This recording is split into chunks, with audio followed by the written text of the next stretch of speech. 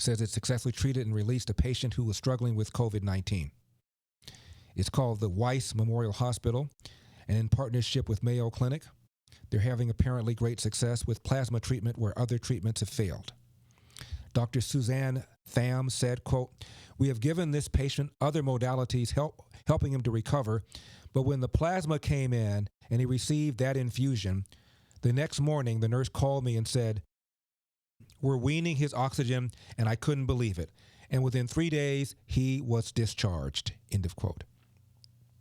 2 other patients also received the infusion of convalescent plasma and apparently are doing great. The doctor said, quote, "There is faster rates of viral clearance. Patients have lower rates of mortality, and patients are getting out of the hospital, frankly, just faster," end of quote. This doctor is on the front lines and was there when the hospital recently received a shipment of ventilators from General Motors. And they are apparently on the cutting edge of this kind of treatment. And she said, quote, "It was used in SARS-CoV-1. It was used in the Ebola crisis, MERS. It was also used even H1N1. They theoretically have developed immunity to this illness, and within their plasma, they would have antibodies," end of quote.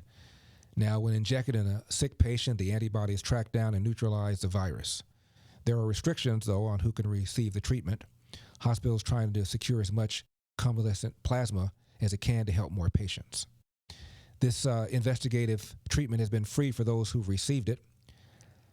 And the University of Chicago Medicine has also launched a clinical trial to treat patients with convalescent plasma. This follows what the FDA Commissioner Stephen Hahn said. So we've split them up into antivirals, drugs that actually treat the virus. Those therapies are in clinical trials now, and we'll probably get our earliest readout in the next couple of months from those trials.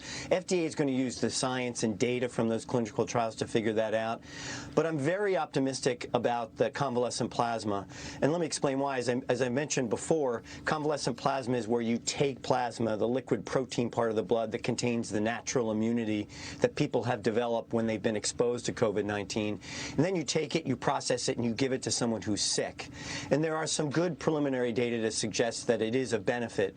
This is a therapy that we've been scaling up over the last 2 months and is an effort being led by the Red Cross and the Mayo Clinic. So I do have great hope for that.